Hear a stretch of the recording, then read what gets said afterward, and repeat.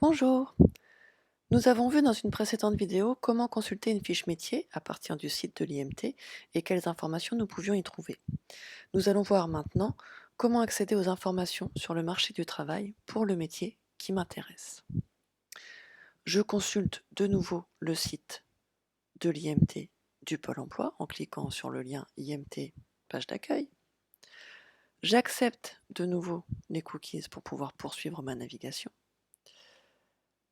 Comme précédemment, je vais à partir de ce pavé, s'informer sur un métier, inscrire le nom du métier qui m'intéresse,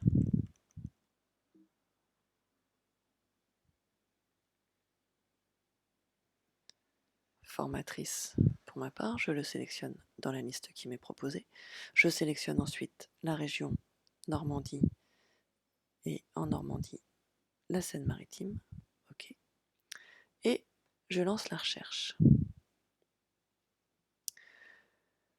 J'arrive alors sur la première partie qui me propose d'aller vers la fiche métier, ce que nous avons fait la dernière fois. Et en dessous, j'ai un lien qui m'indique que je peux ici voir toutes les statistiques. C'est ici que je vais cliquer pour avoir les informations sur le marché du travail pour le métier de formatrice en Seine-Maritime.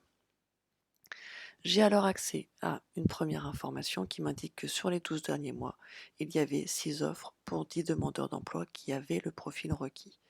C'est-à-dire qu'il y a un peu moins de 2 personnes qui postulent par offre d'emploi.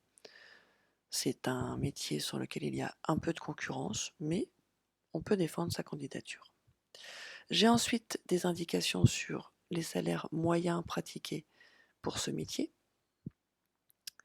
Je trouve en dessous les périodes où les recrutements sont les plus intensifs, août, septembre, octobre pour ce métier. J'ai donc intérêt à préparer mes candidatures pour cette période. Je trouve ensuite les informations concernant le type de contrats qui sont pratiqués pour ce métier.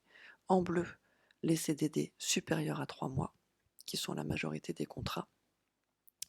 En orange, les CDD inférieurs à 3 mois. En jaune, les CDI, 15% seulement du marché. Et on trouve une toute petite partie, 2,40%, qui concerne d'autres types de contrats qui peuvent être des contrats, par exemple, liés à un statut d'auto-entrepreneuriat.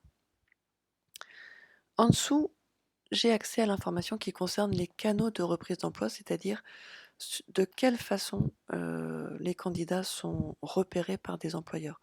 Ici, sous forme de podium, j'apprends que c'est le réseau personnel ou professionnel qui arrive en première position, c'est-à-dire que c'est en passant par des personnes que l'on connaît que l'on peut le plus facilement décrocher un entretien puis un emploi pour ce métier. La deuxième occurrence, les candidatures spontanées sont la deuxième façon de conclure un contrat de travail dans ce secteur. Et enfin, les autres canaux, c'est-à-dire les réponses aux offres, notamment, qui permettent d'avoir accès à un emploi. Voilà les informations que je peux trouver sur le marché du travail en cliquant sur le lien qui concerne les statistiques. Merci pour votre écoute et votre attention. À bientôt pour un complément d'informations concernant le site de l'IMT. Au revoir.